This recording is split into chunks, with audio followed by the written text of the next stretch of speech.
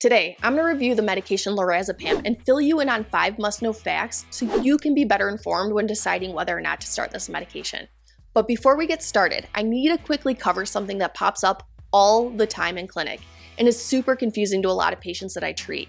And that is that this medication goes by 2 different names. Lorazepam is the generic name and Ativan is the brand name. And what you'll see is that providers will use these names interchangeably when talking about this medication, so don't get confused. Fact number 1 about Lorazepam is that this medication is FDA approved for a whole lot of different things. It's used to treat anxiety disorders and anxiety associated with depressive symptoms. The injection is approved for status epilepticus and is also used as a pre-anesthetic. And then some off-label uses include insomnia, muscle spasms, alcohol withdrawal psychosis, headaches, panic disorder, mania and bipolar depression, acute psychosis, agitation, and catatonia. So fact number 2 that I want you to know about is how this medication works. Lorazepam is in the benzodiazepine family, and at a basic level, it works by enhancing the inhibitory effects of GABA in certain areas of the brain.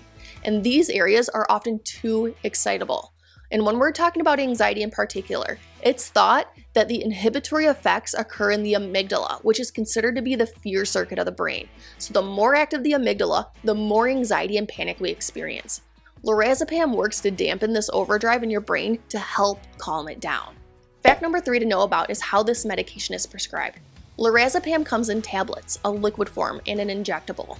This is actually one of the few benzodiazepines available in the liquid and injectable forms. And so for this video in particular, I'm just going to discuss the oral forms since these are the ones that are most commonly prescribed in the outpatient setting.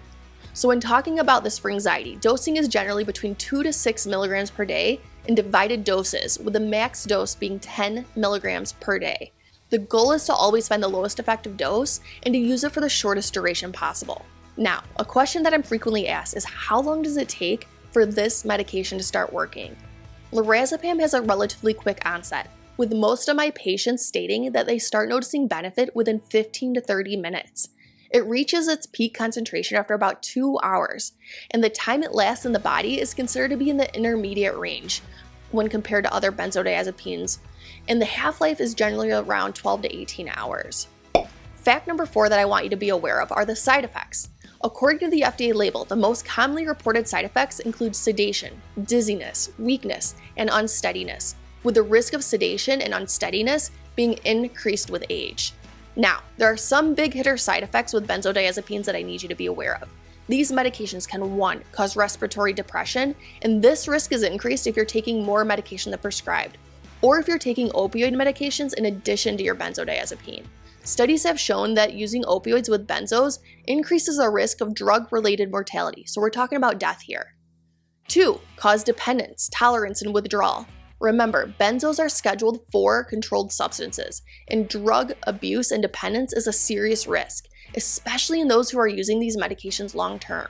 Remember, the FDA label itself states, the effectiveness of Lorazepam in long-term use, that is more than 4 months, has not been assessed by systematic clinical studies. 3. Increase the risk of congenital malformations during pregnancy.